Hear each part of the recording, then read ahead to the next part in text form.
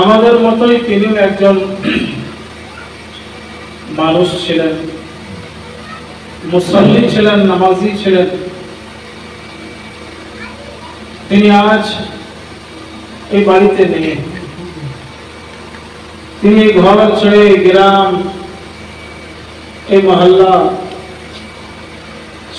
সমস্ত জিনিসকে ছেড়ে আজ একা একলা ঘরে আছে।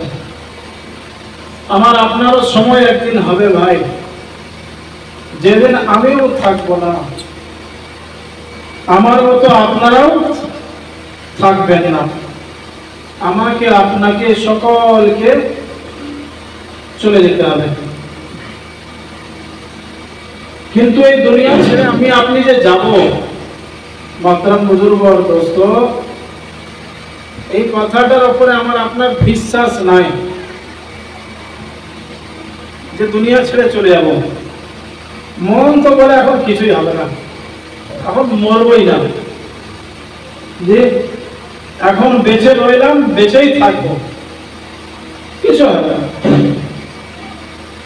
মোহতারাম বুজুর্গ আর দোস্ত,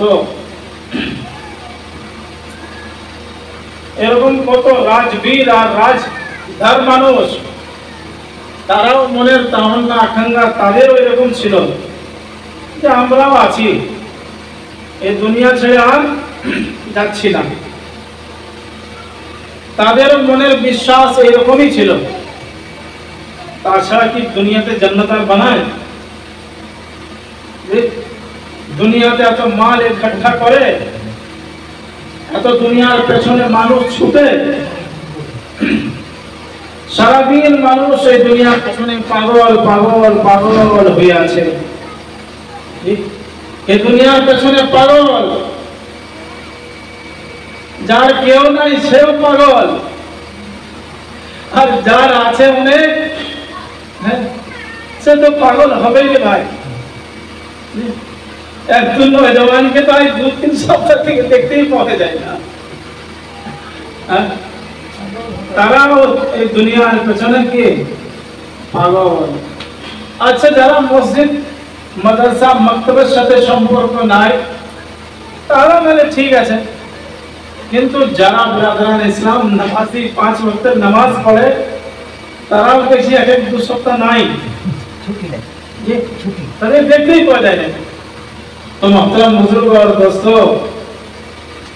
এই দুনিয়া আর এই দুনিয়ার ভালোবাসা, এই দুনিয়ার মোহাব্বত আমার আপনার দিলের উপরে এমন কবজা করে নিয়েছে না,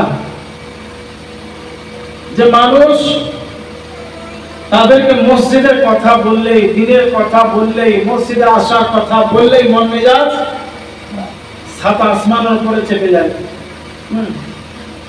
যে তোমাদের কাজ বাজ নাই, তোমরা নামাজ পড়বা, আমাদের কাজ অনেক আছে, আমাদের কাছে এখন সময় নাই। যখন সময় আসবে তখন ঠিক যাব, যখন আল্লাহ হেদায়েত দিবে তখন ঠিক আসবো। একের তো আল্লাহ বন্ধু এমন আছে 2 মাস 3 মাস রায়, 2-3 মাস দেখতেই পাওয়া যায় না। জি, যেমন আমাদের বড় ভাই আছে, দুনিয়া জাহানের লোকের জন্য কি আপনি বলবেন? বড় ভাইকে আজ সেই কুরবানি দেখেছিলাম। আচ্ছা আচ্ছা, জি হ্যাঁ, মাশাআল্লাহ, সঠিক খবর পাওয়া গেছে। মুহররমে দেখা